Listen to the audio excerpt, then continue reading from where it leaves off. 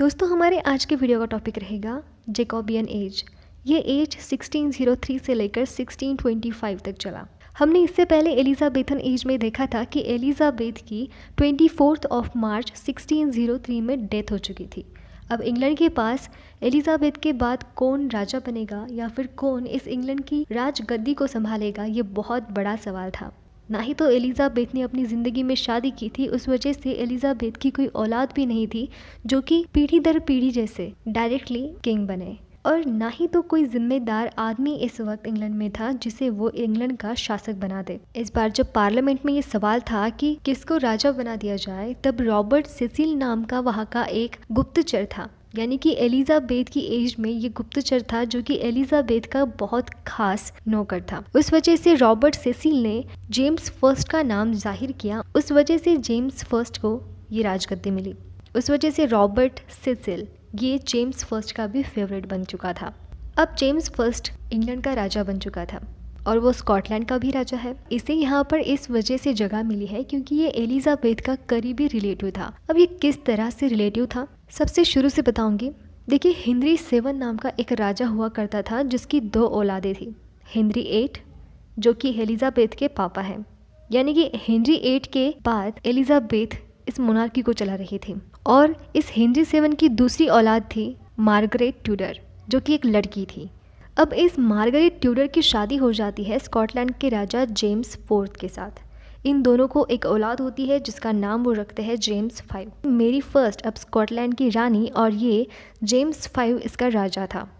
इन दोनों की औलाद थी जेम्स 6, और ये जो जेम्स 6 है यही इंग्लैंड का नया राजा है जिसे हम इंग्लैंड में जेम्स फर्स्ट नाम से जानते हैं। अब देखिए, आपके मन में सवाल होगा कि इसे जेम्स 6 ऐसा नाम स्कॉटलैंड में है और जेम्स फर्स्ट ऐसा नाम इंग्लैंड में क्यों है। स्कॉटलैंड में तो पीढ़ी दर पीढ़ी नाम रखा जा रहा है, उस वजह से हम सीक्वेंसली याद रखने के लिए उन्हें नंबर देते हैं, और ये नंबर मैं नहीं दे रही हूँ। इंग्लिश लिटरेचर में ऐसे सीरीज से ही हमें याद रखने में ईजी जाता है। उस वजह से जेम्स 4 के बेटे जेम्स 5 और जेम्स 5 का बेटा जेम्स 6।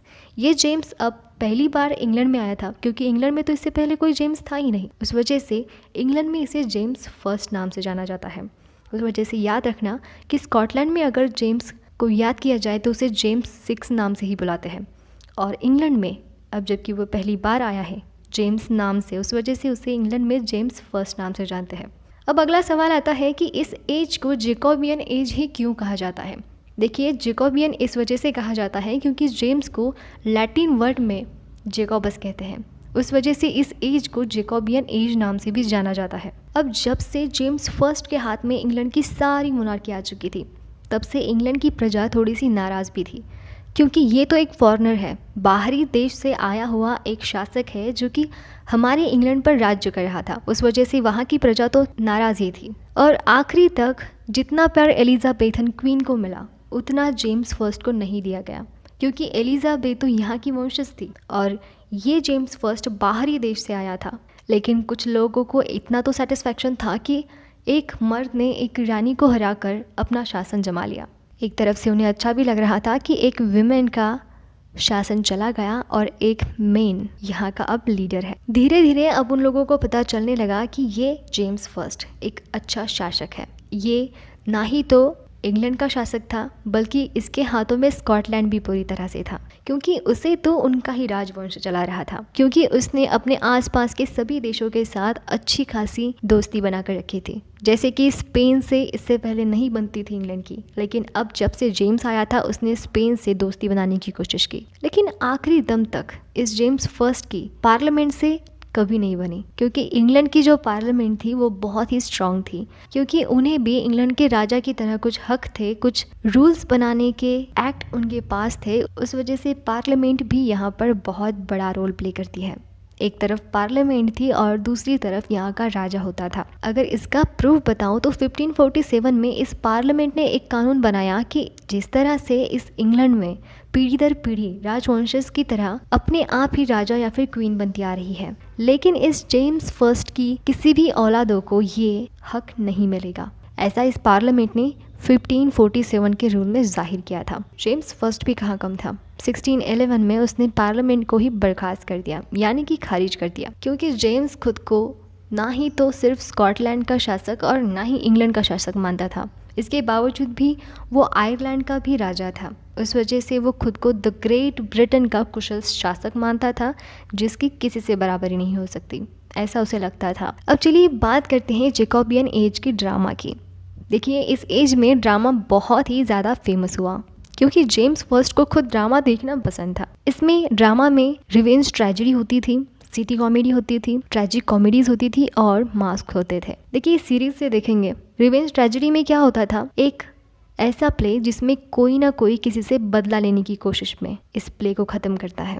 एग्जाम्पल के तौर पर बताऊँ तो हेमलेट, शेक्सपियर का हेमलेट नाम का ड्रामा बहुत ही ज़्यादा फेमस है। इसमें क्या होता है, हेमलेट नाम का एक राजा होता है जिसकी फादर की मौत उसी की मदर कर देती है अपने चाचा के साथ मिलकर, यानी कि राजा क्लॉडियस और ये रानी गर्ट्रूड मिलकर इस हेमलेट के फादर को मरवा देते हैं और बाद में खुद शादी कर लेते हैं। अब ये हेमलेट उस चाचा क्लॉडियस से कैसे बदला लेता है, यही सब कुछ इस हेमलेट नाम की नॉवेल में बताया है, जिसे कि हम रिवेंज ट्रेजेडी नाम से जानते हैं। इसका मैंने वीडियो बनाया है, मैं आपको डिस्क्रिप्शन बॉक्स में लिंक दे दूंगी। इसका और एक एग्जाम्पल है द वाइट डेविल। अब देखिए, सिटी कॉमेडी में क्या होता था, उस शहर की कुछ तमाम बातों को दिखाया जाता था जो कि उस वक्त चल रही थी। इसका एग्जाम्पल बताओ तो कुकोल्ड्री उस आदमी को कहा जाता है जिसकी बीवी का किसी और मर्द के साथ कुछ अलग संबंध हो, और तब ये बातें ज़्यादा से ज़्यादा चल रही थी, उस वजह से ये कुकोल्ड्री नाम का ड्रामा एक्सप्लेन किया था। अब देखिए, आगे देखेंगे ट्रेजिक कॉमेडीज़, ये इस एज में आई हुई एक नई टेक्निक थी जो कि ड्रामा में अभी शेक्सपियर ने इन्वेंट की थी। देखिए, ट्रेजिक और कॉमेडी ये अलग अलग पोर्शन है। ट्रेजिक ड्रामा अलग होता है और कॉमेडीज ड्रामा अलग होता है। इन दोनों अलग अलग ड्रामास को मिक्सअप करने की कला इस शेक्सपियर के पास थी। शेक्सपियर ने अपने कई ड्रामास में इस नई टेक्निक को इन्वेंट किया। एग्जाम्पल के तौर पर बताऊं तो फ्लेचर की द फेथफुल शेफर्ड्स, ये ड्रामा बहुत ही ज़्यादा फेमस है। अब देखिए, सबसे आखिरी जिसका नाम है मास्क। देखिए, ये एक ड्रामा का ही पैटर्न है, लेकिन ये खास तरीके के ड्रामा होते हैं जो सिर्फ और सिर्फ फेस्टिवल या फिर कोर्ट में प्रेजेंट किए जाते थे। देखिए, इससे पहले हमने देखा था कि ड्रामास को थिएटर में एक्सप्लेन किया जाता था या फिर चर्च में या फिर किसी ओपन प्लेस पर, लेकिन इस मास्क नाम का ड्रामा हम पहली बार पढ़ रहे हैं जो कि कोर्ट में रिप्रेजेंट हुआ करता था, जिसका नाम होता था मास्क। इसमें सबसे बड़ा नाम आता है बेन जॉनसन का। इन्होंने बहुत सारे मास्क लिखे हैं। जेम्स फर्स्ट के एज में ही बेन जॉनसन बहुत ही ज़्यादा फेमस हुए थे। चलिए अब बात करते हैं जैकोबियन पोइट्रीज़ की। देखिए, इस एज में दो टाइप की पोइट्रीज़ होती थी जो कि बहुत ही ज़्यादा फेमस हुआ करती थी। पहली है द स्पेंसरियन और दूसरी है द मेटाफिजिकल पोइट्री। चलिए बात करते हैं द स्पेंसरियन पोइट्री के बारे में। देखिए, जो भी राइटर स्पेंसर की लिखावट को फॉलो करते थे उन्हें हम स्पेंसरियन राइटर कहते हैं, यानी कि स्पेंसर की मौत के बाद जो भी उनकी लिखावट की नकल करने लगे उन जैसे राइटर्स को द स्पेंसरियन पोइट नाम से जाना जाता है। ये राइटर ज़्यादातर पैस्टोरल ट्रेजेडी के बारे में लिखते थे या फिर ये नैरेटिव पोइट्रीज लिखते थे। नैरेटिव पोइट्रीज यानी कि क्या, एक लंबी पोएम जिसमें बहुत कुछ बताया गया होता है एक लंबी समरी की तरह। और भी ये पॉलिटिक्स पर लिखते थे, मॉरल पर लिखते थे, रिलीजियस और अल्गोरिज पर लिखते थे। अब दूसरा टाइप है द मेटाफिजिकल पोइट्री। यहाँ पर सबसे पहले जानना ज़रूरी है कि मेटाफिजिकल पोइट्री यानी कि क्या। देखिए, मेटाफिजिकल का मतलब ये होता है, मेटा यानी कि बियॉन्ड या फिर अबोव, और फिजिकल यानी कि वर्ल्ड, यानी कि बियॉन्ड फिजिकल वर्ल्ड, यानी कि दुनिया से परे। एक ऐसी बात जो कि दुनिया से अलग लगती हो, किसी ऐसी चीज़ की तुलना जो कि हम सोच भी नहीं सकते। इस तरह से जिस किसी की भी राइटिंग होती थी वो मेटाफिजिकल की पोइट्री में आते थे।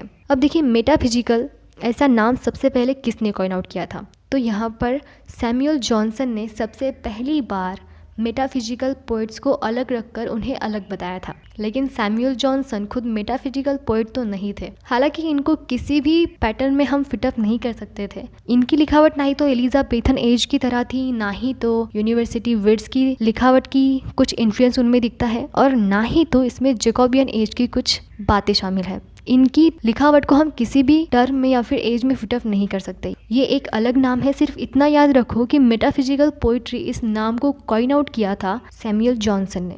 अब इस मेटाफिजिकल पोइट्रीज के एग्जाम्पल बताओ तो अ वैलिक्रेशन बाय जॉन डन, क्योंकि इस पोइट्री में पति और पत्नी को एक ऐसी चीज़ से कंपेयर किया है जिसे हम सोच भी नहीं सकते। बहुत लॉन्ग पोएम है और समझने में डिफ़िकल्ट हो जाती है। और ऐसा ही सैमुअल जॉनसन ने अपने एक लाइफ ऑफ अब्राहम काउले नाम के वर्क में बताया है कि ये मेटाफिजिकल पोएट्स बहुत ही क्रिटिकल लिखा करते हैं, उस वजह से ये समझना बिल्कुल भी ईजी नहीं जाता, जिस वजह से सामने वाले रीडर्स कंफ्यूज हो जाते हैं। सीधी और सरल भाषा में बताऊँ तो सैमुअल जॉनसन ने मेटाफिजिकल पोएट्स को कॉइन आउट कर उन्हें ही टारगेट कर उन्हीं को क्रिटिसाइज कर दिया। लेकिन टी.एस. एलियट ने अपने एक वर्क में इन मेटाफिजिकल पोइट्स की बहुत ही ज़्यादा तारीफ की है। मेटाफिजिकल पोइट में और आते हैं John Donne, George Herbert, Andrew Marvell and Richard Crashaw. चलिए अब जान लेते हैं इस जैकोबियन एज के फेमस राइटर। इसमें सबसे पहला नाम आता है फ्रांसिस बेकन का।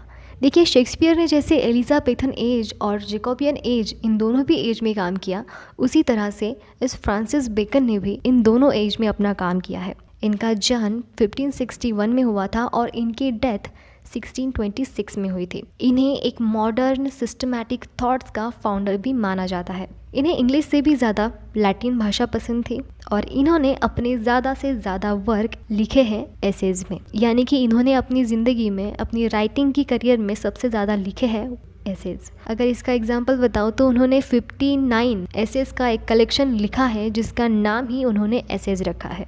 इसमें एक एजुकेशन पर लिखा हुआ ऐसे है जिसे वो जेम्स फर्स्ट को डेडिकेट करते हैं। अब देखिए, इस एसेस को एलिजाबेथन एज यानी कि 1597 में एक एडिशन को पब्लिश किया और दूसरी एडिशन को उन्होंने जैकोबियन एज में पब्लिश किया। वो किया था 1625 में, यानी कि उनकी डेथ के बिल्कुल एक साल पहले। देखा, इस तरह से इनकी राइटिंग इन दोनों भी एज में आ जाती है। अगर इनकी खूबियों के बारे में बताऊं तो इनका एक सब्जेक्ट पर एक्सेलेंस नहीं था। ये सिर्फ और सिर्फ एक ही बातों पर रिसर्च नहीं करते थे, बल्कि इन्होंने ट्रैवल पर बहुत कुछ लिखा, हिस्ट्री पर लिखा, गवर्नमेंट पर और politics, ethics, religious, family, health और साइंस पर भी लिखा। ये बात तो बड़ी कमाल की लगती है क्योंकि सभी टॉपिक्स मेजर टॉपिक है और ना ही तो किसी एक टॉपिक का किसी दूसरे टॉपिक से कोई कनेक्शन है। उस वजह से इन सभी टॉपिक्स पर इतनी कमांड होना कोई नॉर्मल बात नहीं है। उस वजह से हमें इसे मानना ही होगा कि फ्रांसिस बेकन तो एक बहुत ही बेमिसाल राइटर थे। अब यहाँ पर दूसरा बहुत बड़ा नाम आता है रॉबर्ट बर्टन का। इनका द एंटोनॉमी ऑफ मेलंचोली वर्क बहुत ही ज़्यादा फेमस है। इन्होंने ये 1621 में लिखा था। अब इनके बाद में मैं बात करना चाहूँगी बेन जॉनसन की। इसके पहले ही मैंने आपको बताया था कि जेम्स फर्स्ट का ये बेन जॉनसन राइटर बहुत ही ज़्यादा करीबी था, यानी कि बहुत पसंद था उन्हें। और इस बेन जॉनसन की तरक्की इस जैकोबियन एज में बहुत ज़्यादा हुई। इनका सबसे पहला वर्क था द केस इज़ अल्टरेड, जो कि उन्होंने 1597 में लिखा था, लेकिन पब्लिश उन्होंने 1609 में किया था। इनका और एक प्ले है ever man in his humour, वो लिखा था उन्होंने 1598 में। और एक फेमस प्ले है जिसका नाम है every man out of his humour, वो लिखा था उन्होंने 1599 में। इनका एक कॉमेडी प्ले जिसका नाम है वॉलपॉन, वो उन्होंने 1605 में लिखा था। और द अल्चेमिस्ट ये 1610 में लिखा था। इसके बाद में बात करेंगे जॉर्ज चैम्पॉन की। ये एक मेजर राइटर माने जाते हैं जो कि ड्रामा में बहुत ही ज़्यादा फेमस है। इनका the blind bigger of Alexandria ये पहला वर्क था जो कि बहुत ही ज़्यादा फेमस हो चुका था। अब इसके बाद में मैं दो राइटर्स का नाम एक साथ लेना चाहूँगी, क्योंकि हर बार अगर इनकी राइटिंग हमें मिलती है तो एक साथ ही मिलती है। जैसे अजय अतुल साथ में ही काम करते हैं, वैसे ही ये दोनों अपना काम एक साथ ही करते हैं। अब इन दोनों के नाम हैं ब्यूमॉन्ट एंड फ्लेचर। देखिए, ब्यूमॉन्ट और फ्लेचर का फ्लास्टर नाम का वर्क है जो कि बहुत ही ज़्यादा फेमस है। अगर मैं फ्लेचर की अलग से बात करूँ तो इनका द फेथफुल शेफर्ड्स नाम का प्ले बहुत ही ज़्यादा फेमस है, जो कि एक ट्रेजिक कॉमेडी का एग्जाम्पल मैंने इससे पहले आपको ड्रामा में बताया था।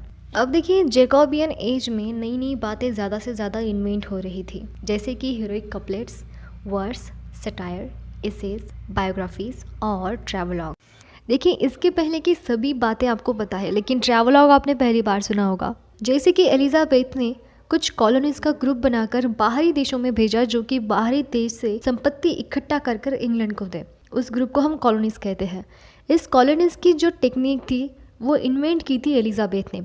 एलिजाबेथ की एज में ये चल रहा था और सेम जेम्स फर्स्ट ने भी इस जैकोबियन एज में वही बात उसने जारी रखी। इनफैक्ट उसने कॉलोनीज को एलिजाबेथन एज से भी ज़्यादा इंपॉर्टेंट दिया। ये बात साबित होती है इस बात से कि गवर्नमेंट ने कॉलोनीज एक्सपेंशन को 1615 से लेकर 1643 के बीच में 2 लाख पाउंड तक उन पर खर्च किया था। उस वजह से हम इनके इम्पोर्टेंस का अंदाज़ा लगा सकते हैं कि ये कॉलोनीज का ग्रुप कितना ज़्यादा इम्पोर्टेंट था। बाद में ये इंग्लैंड के लिए बहुत खास साबित हुआ क्योंकि इंग्लैंड के पास बहुत सारी संपत्ति इस कॉलोनीज़ के ग्रुप ने ला कर रखी थी। जैसे कि उन दिनों में इन कॉलोनीज़ ने वर्जीनिया, वेस्ट इंडीज़ और हमारे हिंदुस्तान पर भी कब्जा कर हमारी वेल्थ को हड़प कर उनके देश में वो ले गए थे। कॉलोनीज़ अगर बाहर जाते थे तो इन वजह से बाहर जाने के रास्ते सभी खुल चुके थे, बाकी के लोग भी बाहर जाने लगे। उस वजह से अब ट्रैवलिंग ज़्यादा से ज़्यादा बढ़ने लगी। ये जो ट्रैवलर थे वो अपने रास्ते में सफ़र करते हुए लिखावट करते थे। जिस भी प्लेस पर वो जाते थे वहाँ पर उनके बारे में वो लिखा करते थे और यही सारी बातें आती हैं इस ट्रैवलॉग में। इस तरह से ये ट्रैवलॉग भी इस एज में बहुत ही ज़्यादा डेवलप होने लगा, जिससे इंग्लिश लिटरेचर धीरे धीरे एक अलग अंदाज में उभरना शुरू हो चुका था। देखिए दोस्तों, इस एज में ना ट्रांसलेशन भी बहुत शुरू हो चुका था। जैसे कि साइंस, ह्यूमन साइकोलॉजी पर लोग लिखना शुरू कर चुके थे। ये नई नई बातें इन्वेंट होने लगी, लोग नई बातों पर अच्छा लिखने लगे थे। जैसे कि यहाँ पर सबसे बड़ा एग्जाम्पल ट्रांसलेशन का बताओ तो 1607 से लेकर 1611 में खुद जेम्स फर्स्ट, जो कि अब यहाँ का फिलहाल तो राजा है, इसने बाइबल को ट्रांसलेट किया, जो कि बाइबल का एक ऑथराइज वर्जन था। अब इस ऑथराइज वर्जन को हम सिर्फ रिलीजियस में ही सीमित नहीं रखते, क्योंकि लोग इस ट्रांसलेशन को लिटरेचर के हिसाब से देखते थे। इसे एक लिटरेरी वर्क माना जाता है जो कि इस जेम्स फर्स्ट ने लिखा था। इनकी इसी बाइबल की ट्रांसलेशन को फिर पढ़कर इन्फ्लुएंस लिया था जॉन मिल्टन, जॉन बनियान, रस्किन, मैक्यूले और टेनिसन ने। इसी के साथ जैकोबियन एज यहीं पर खत्म हो जाती है। अब देखिए, जेम्स फर्स्ट के बाद में यहाँ का राजा बना जेम्स फर्स्ट का दूसरा बेटा, जिसका नाम है कैरोलस। वो यहाँ का शासक बना। अब इसकी एज में क्या होता है ये हम कैरोलिन एज में देखेंगे। और कैरोलिन एज रेनेसां एज का सबसे आखिरी वाला पार्ट है, जो कि 1625 से लेकर 1649 तक चला। वो सभी कुछ हम कैरोलिन एज में देखेंगे। तब तक के लिए थैंक्स फॉर वॉचिंग।